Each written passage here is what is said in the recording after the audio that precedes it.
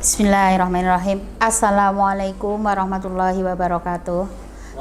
Selamat siang anak-anakku. Sebelum pembelajaran PKN kita mulai, marilah kita berdoa dulu dengan membaca suratul Fatihah. Ridhoillah wali syafaati Rasulillah. Al-Fatihah. Bismillahirrahmanirrahim. Alhamdulillahirrahmanirrahim. Ar-Rahmanirrahim. Maliki yaumiddin. Iyyaka na'budu wa iyyaka nasta'in. Ihdinas siratal mustaqim. Siratal ladzina an'amta 'alaihim khairil maghdubi 'alaihim waladdallin. Amin. Ya, semoga dengan bacaan suratul Fatihah tadi pelajaran kita akan lancar dan kita akan diberi kesehatan walaupun kita harus belajar di rumah. Ada beberapa hal yang ingin saya sampaikan. Yang pertama, selamat kalian sudah naik di kelas 12. Tentunya dengan naiknya tingkat ke lebih yang tinggi, kalian harus mulai menata diri akan kemana selanjutnya setelah lulus SMK, kuliah atau bekerja atau yang lainnya atau berwirausaha.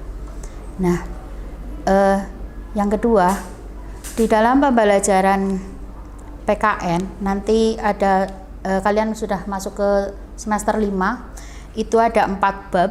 Nah, di 4 bab itu kalian nanti bisa baca di buku yang kalian dapatkan dari perpustakaan. Ini hanya untuk semester 5. Jadi nanti yang semester 6 itu berbeda lagi. Nah, KKM masih tetap sama 80. Jadi nilai itu nanti akan saya nilai dari nilai sikap, nilai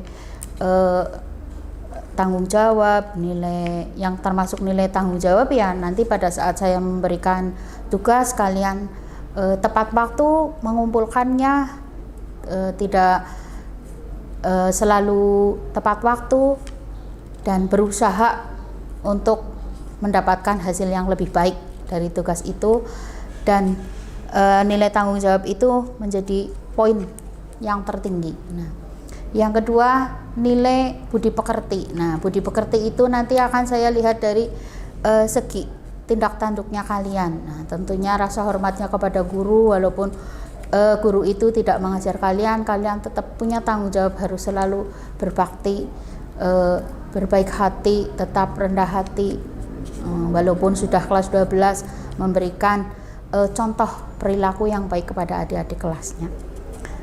Ya, memasuki semester 5 ini ada 4 bab. Nah, yang pertama kasus-kasus pelanggaran hak dan pengingkaran kewajiban warga negara.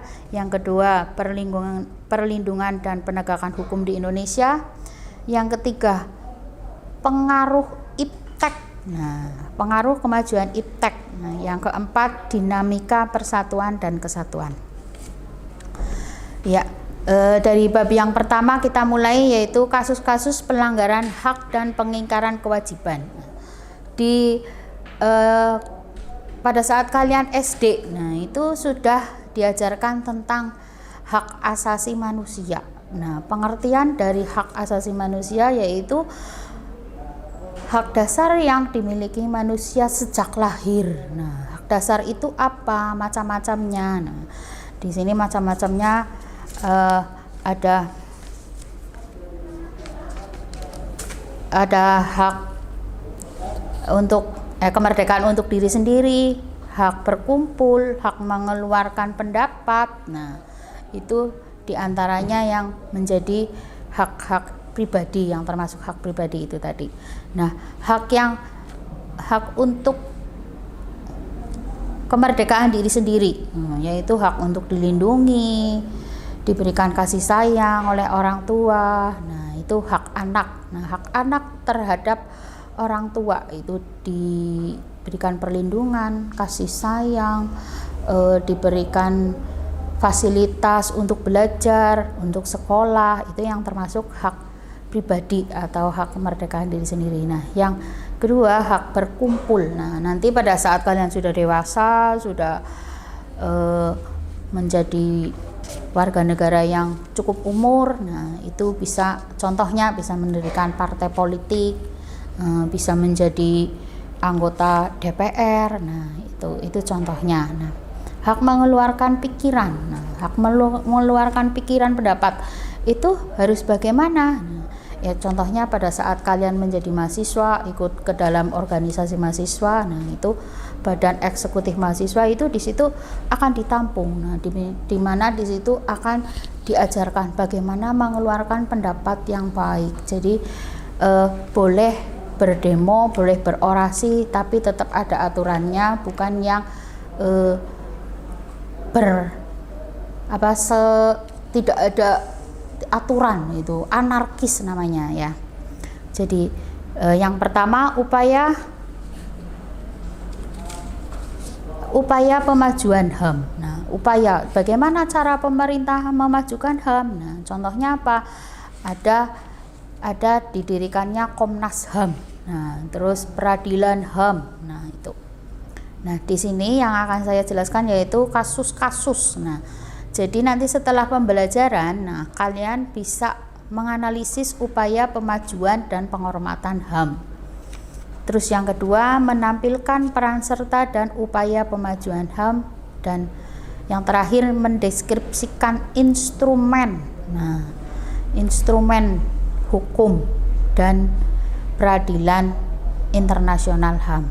Nah, dari yang pertama dulu, kasus-kasus pelanggaran HAM. Nah, kalau tadi ada yang namanya hak anak. Nah, berarti sekarang ada kewajiban anak terhadap orang tua itu apa? Nah, ya menghormati orang tua, taat kepada aturan yang ada di dalam keluarga. Nah, bisa bekerja sama dengan keluarga, menjaga nama baik. Nah, menjaga nama baik itu menjadi kewajiban anak. Nah, walaupun saya sudah tua, saya juga masih anak-anak. Nah, jadi karena orang tua itu menganggap anaknya selalu anak-anak, jadi saya juga punya hak, punya kewajiban. Walaupun secara usia memang saya sudah tidak seperti kalian lagi. Nah, dari yang pertama dulu, tadi kenapa terjadi pelanggaran HAM?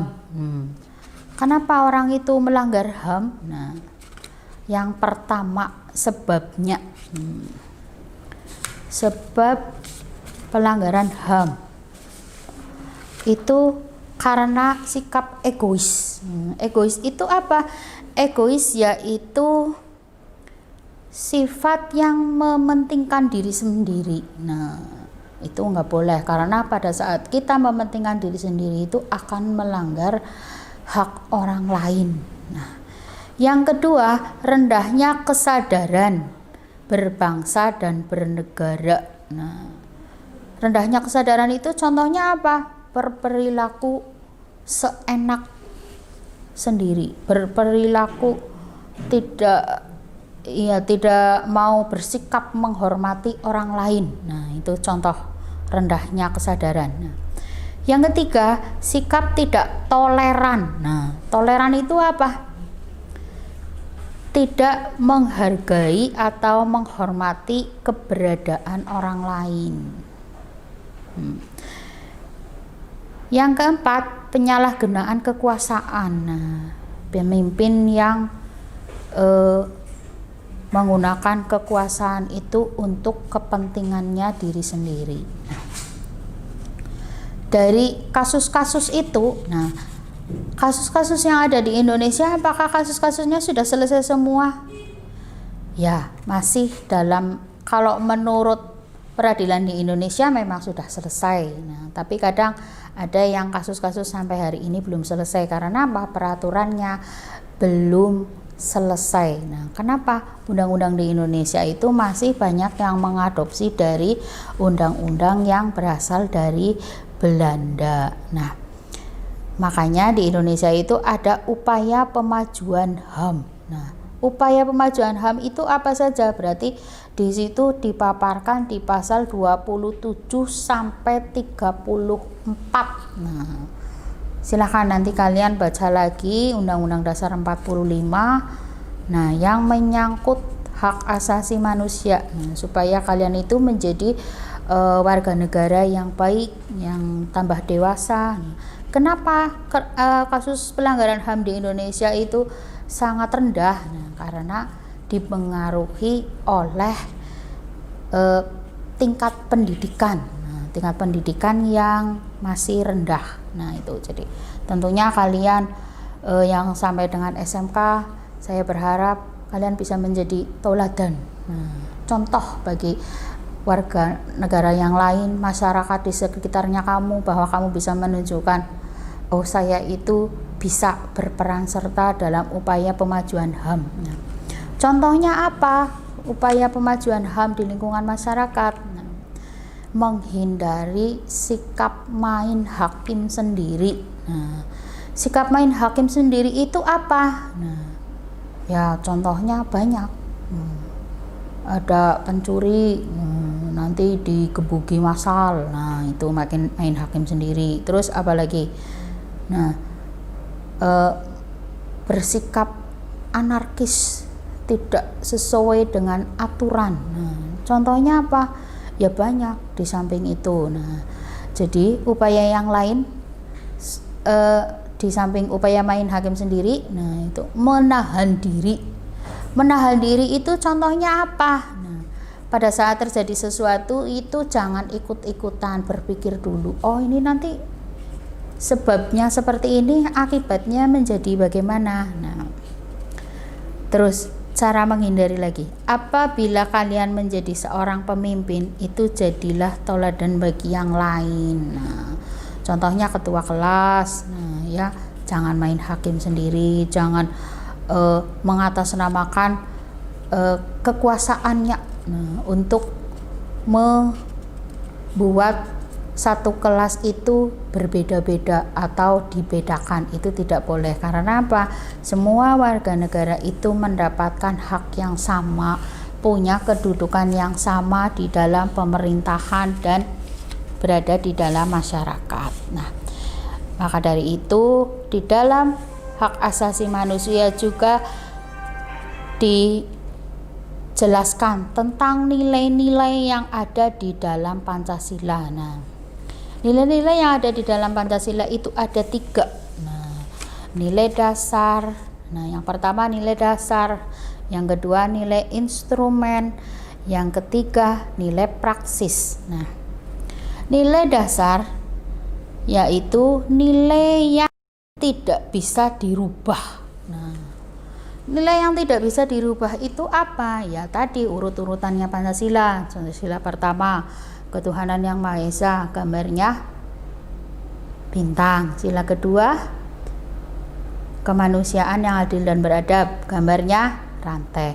Sila ketiga, persatuan Indonesia, gambarnya pohon beringin. Sila keempat, kerakyatan yang dipimpin oleh hikmat permusyawaratan, bijaksana dalam permusyawaratan perwakilan, gambarnya kepala banteng. Sila kelima, keadilan sosial bagi seluruh rakyat Indonesia, gambarnya padi dan kapas. Nah, itu urutan gambar juga jangan sampai keliru. Nah, jadi nilai dasar yaitu nilai yang tidak dapat dirubah. Nah, contohnya tadi sila-sila gambar itu sudah permanen, tidak bisa.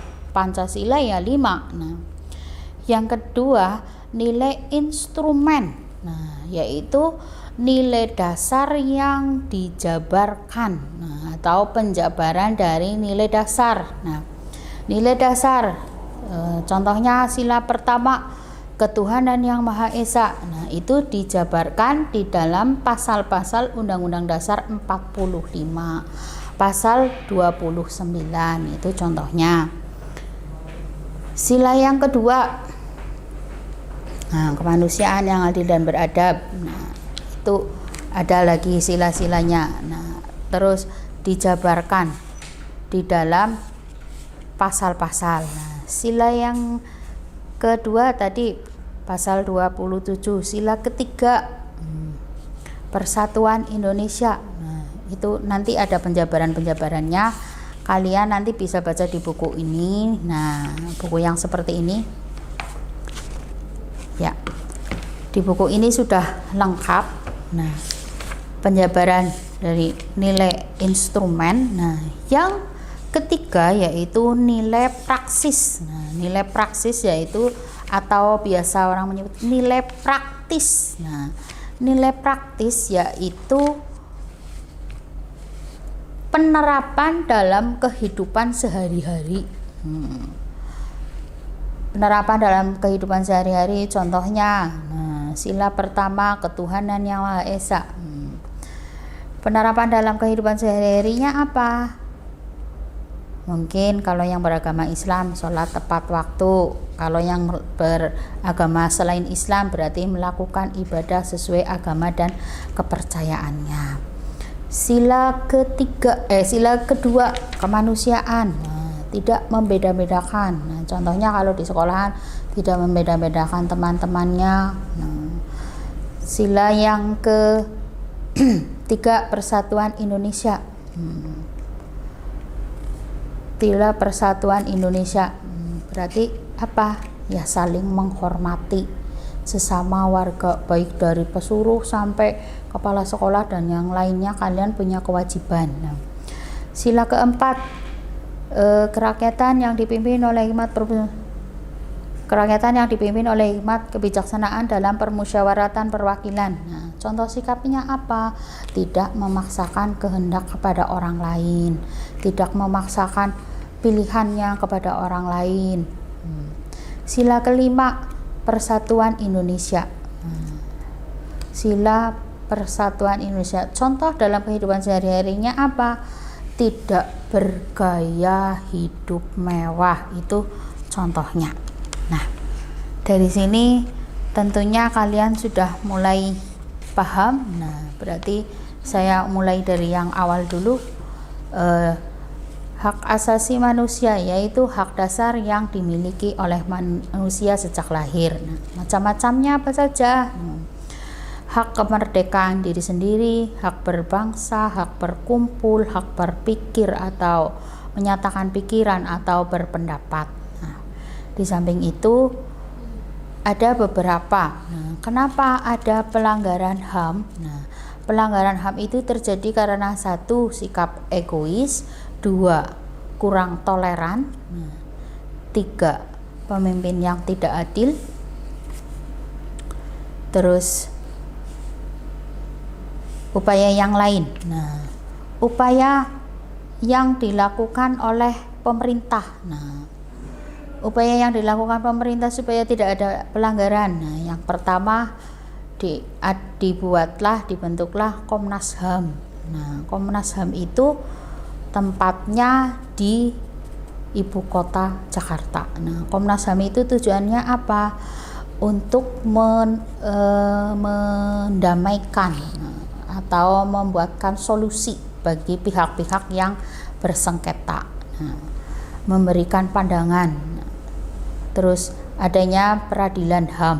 Nah, bagaimana upaya supaya masyarakat Indonesia itu sadar akan penegakan HAM? Nah, contoh dalam kehidupan sehari-hari, contohnya tidak main hakim sendiri, menahan diri, atau seorang pemimpin yang menjadi teladan. Nah, di dalam Pancasila sudah dijabarkan. Nah, nilai-nilai Pancasila itu ada 3, nilai dasar, nilai instrumen, nilai praktis. Nah, kalian harus paham dan harus bisa menjalankan. Nah, ini. Jadi seperti itu. Nanti ada beberapa pertanyaan yang harus dijawab sesuai dengan tepat waktu. Nah, berarti bisa dikumpulkan di hari Kamis, berarti 1 minggu lagi saya kasih waktu. Nah, contoh.